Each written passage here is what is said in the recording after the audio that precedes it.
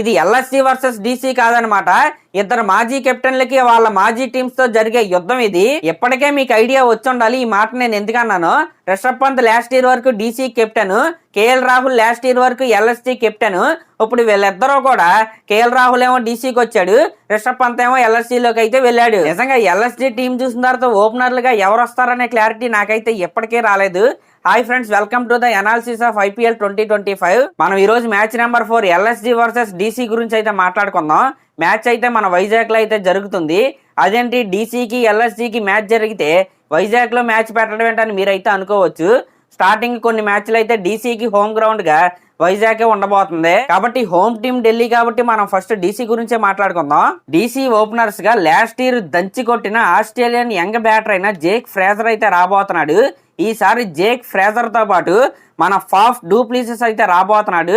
నిజంగా ఇదైతే ultimate opening combo అని నేనైతే చెప్తాను. ఇక వీళ్ళ తర్వాత వన్ డౌన్ లో మన కేఎల్ రాహుల్ అయితే వస్తాడు. రాక్ సాలిడ్ గా అయితే కనపడుతుంది టాప్ 3 బ్యాట్స్మెన్లు కూడా.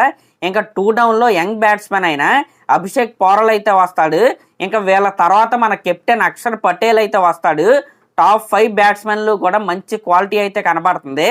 ఇంక ఈ 5 తర్వాత సౌత్ ఆఫ్రికన్ హిట్టర్ అయిన స్టప్స్ అయితే వస్తాడనమాట. ఇంకా వీళ్ళ తర్వాత ఆల్రౌండర్ అయిన అశుతోష్ శర్మ వస్తాడని నేనైతే అనుకుంటున్నా. రాక్ సాలిడ్ గా అయితే ఉంటది. ఈ 7 కనుక ఖచ్చితంగా స్టార్టింగ్ లెవెల్లో ఉంటే, ఒకవేళ వీళ్ళు ఫస్ట్ బ్యాటింగ్ చేస్తే కరుణ్ నాయర్ లాంటి ప్లేయర్స్ అయితే ఉన్నారు ఇంపాక్ట్ ప్లేయర్ గా అయితే పెట్టుకోవడానికి.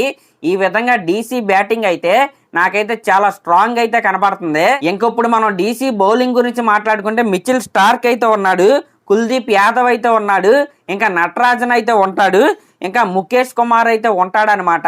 డీసీ బౌలింగ్ కూడా చాలా డీసెంట్ గా చాలా స్ట్రాంగ్ అయితే కనబడుతుంది. ఇప్పుడు మనం ఎల్ఎస్జీ స్టార్టింగ్ లెవెన్ ఎలా ఉండబోతుంది అనే దాని గురించి అయితే మాట్లాడుకుందాం.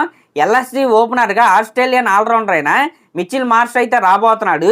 మిచిల్ మార్ష్ తో పాటు రావడానికి వీళ్ళకి ఇక్కడ 2 ఆప్షన్లు అయితే ఉన్నాయి అనమాట. ఒకటి మన మార్కరం అయితే, ఇంకోటి కూడా సౌత్ ఆఫ్రికాకి చెందిన మాథ్యూ బ్రిడ్జికి అనమాట. మాథ్యూ రీసెంట్ గా సౌత్ ఆఫ్రికా లీగ్ లో చాలా మంచి పర్ఫార్మెన్స్ అయితే ఇచ్చాడు. మార్కరం ఫామ్ తో పోల్చుకుంటే మాథ్యూనే పెట్టుకోవడం మంచిదని నేనైతే అనుకుంటున్నా. ఇంకా వన్ డౌన్ లో మన కెప్టెన్ రిషబ్ పంత్ అయితే వస్తాడు. ఈ మ్యాచ్ లో రిషబ్ పంత్ అయితే చాలా కీలకంగా అయితే మారబోతున్నాడు. ఎందుకంటే లాస్ట్ ఇయర్ వరకు కూడా డీసీతో అయితే ఆడొచ్చాడు. పైగా విశాఖపట్నంలో ఆడిన అనుభవం అయితే ఈయనకైతే ఉంది. ఖచ్చితంగా ఈ రోజు ఎల్ఎస్జీ బ్యాటింగ్ భారం మొత్తం కూడా పంట మీద అయితే పడబోతుంది. ఇంకా పంట తర్వాత హార్డ్ హిట్టర్ అయిన నికోలస్ పూరన్ అయితే వస్తాడు. ఈయనకి పిచ్చితో అయితే సంబంధం ఉండదన్నమాట, ఎక్కడైనా కొట్టడమే పని. పంట తర్వాత ఈ ఎల్ఎస్జీ లోయర్ మిడిల్ ఆర్డర్ ఏదైతే ఉందో అదైతే నాకు చాలా స్ట్రాంగ్ అయితే కనబడుతుంది. షాబాజ్ అహ్మద్ అయితే వస్తాడనమాట పంట తర్వాత. దాని తర్వాత బదోని అయితే ఉన్నాడు, ఇంకా డేవిడ్ మిల్లర్ అయితే ఉన్నాడు. వీళ్ళ ముగ్గురు కూడా చాలా క్వాలిటీ బ్యాట్స్మెన్లు, అట్ ద సేమ్ టైం మంచి ఫినిషర్స్ కూడా. ఈ విధంగా ఎల్ఎస్జీ టాప్ 7 చూసుకుంటే ఓపెనర్లను కనుక మనం మినహాయిస్తే మిగతా 5 కూడా చాలా సాలిడ్ గా అయితే కనబడుతున్నారు. ఇంకా వీళ్ళ తర్వాత బౌలింగ్ ఆల్రౌండర్ అయినా హంగేర్కర్ అయితే ఉంటాడు, ఖచ్చితంగా ఉండాలి కూడా. ఎందుకంటే మయాంక్ యాదవ్ లాంటి బౌలర్ అయితే అందుబాటులో అయితే లేడు కాబట్టి ఈయనైతే టీంలో అయితే ఉండాలి. ఇంకా హంగేర్కర్ తర్వాత ఆకాష్ దీప్ అయితే ఉంటాడు, ఇంకా బిష్ణో అయితే ఉంటాడు, ఇంకా ఆవేష్ ఖాన్ అయితే ఉంటాడు. ఈ విధంగా బౌలింగ్ కూడా డీసెంట్ గా అయితే నాకైతే అనిపిస్తుంది. ఇప్పుడు మనం 2 టీమ్స్ చూసుకుంటే ఎల్ఎస్జీ కంటే ఖచ్చితంగా బ్యాటింగ్ లోను బౌలింగ్ లోను డీసీ అయితే స్ట్రాంగ్ అయితే కనబడుతుంది. డీసీలో మీరు చూసుకుంటే ఫాఫ్ డూ ప్లీసెస్ కావచ్చు, లేకపోతే జేక్ ఫ్రేజర్ కావచ్చు, లేకపోతే వన్ డౌన్ లో వచ్చే కేఎల్ రాహుల్ కావచ్చు, దాని తర్వాత వచ్చే అక్షర్ పటేల్ కావచ్చు, పోరెల్ కావచ్చు, లేకపోతే స్టప్స్ కావచ్చు, రాక్ సాలిడ్ గా అయితే కనబడుతున్నారు. ఎల్ఎస్జీలో అయితే ఖచ్చితంగా ఓపెనర్ల ప్రాబ్లం అయితే ఉంది. ఆ ఓపెనర్లు కనుక సెట్ అయితే వాళ్ళు కూడా వీళ్ళలాగే స్ట్రాంగ్ అయితే ఉన్నారు, కానీ ఆ సెట్ అవుతారా లేదా అనే డౌట్ లో అయితే డీసీ అయితే కొద్దిగా స్ట్రాంగ్ అయితే కనబడుతుంది. ఇంకా బౌలింగ్ విషయానికి వస్తే ఎల్ఎస్జీలో ఎక్కువ ఇన్ఎక్స్పీరియన్స్ అయితే కనబడుతుంది. ప్లస్ మయాంక్ యాదవ్ లాంటి బౌలర్ ఇంజురీ అవడం వల్ల కొన్ని మ్యాచ్లకి అయితే అందుబాటులో అయితే ఉండట్లేదు.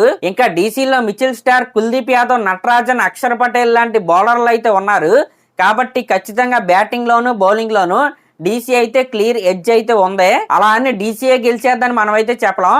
ఆన్ పేపర్ లో స్ట్రాంగ్ గా ఉండొచ్చు, కానీ గ్రౌండ్ లో బాగా ఆడిన వాళ్ళే మ్యాచ్ అయితే గెలుస్తారు. ఇంకా ఇక్కడ ఉన్న మెయిన్ పాయింట్ ఏంటంటే కేఎల్ రాహుల్ లాస్ట్ ఇయర్ వరకు కూడా ఎల్ఎస్జీకి కెప్టెన్సీ చేసి అయితే వచ్చాడు. కాబట్టి ఎల్ఎస్జీ పాయింట్ ఆఫ్ వ్యూలో డీసీలో కేఎల్ రాహుల్ అయితే చాలా మెయిన్ ప్లేయర్ గా అయితే ఉండబోతున్నాడు. ఇంకా ఇక్కడ మ్యాచ్ జరిగేది వైజాగ్ లో కాబట్టి ఇది మరీ అంత హై స్కోరింగ్ వెన్యూ అయితే కాదనమాట. ఫస్ట్ బ్యాటింగ్ చేసిన వాళ్ళు 180+ గనక కొడితే ఖచ్చితంగా డిఫెండ్ చేసే టార్గెటే అది. ఈ పిచ్ బ్యాటింగ్ ఫ్రెండ్లీ పిచ్ అవ్వచ్చేమో కానీ అట్ ద సేమ్ టైం బౌలర్లకు కూడా మంచి లెంత్ గనక వేస్తే ఖచ్చితంగా హెల్ప్ అయితే ఉంటది. మరి చూద్దాం మాజీ టీమ్స్ మీద మాజీ కెప్టెన్లు అయిన కేఎల్ రాహుల్ గెలుస్తాడా లేకపోతే రిషబ్ పంత్ గెలుస్తాడా అనేది మనకి రేపు రాత్రి అయితే తెలియబోతుంది. సరే మరి ఇంక లాస్ట్ లో మరి దీనిపై మీరేమనుకుంటున్నారో కామెంట్ చేయండి. అలాగే మన ఛానల్ కనుక ఫస్ట్ టైం చూస్తున్నట్టయితే ఖచ్చితంగా సబ్స్క్రైబ్ చేసుకోండి. Thank you.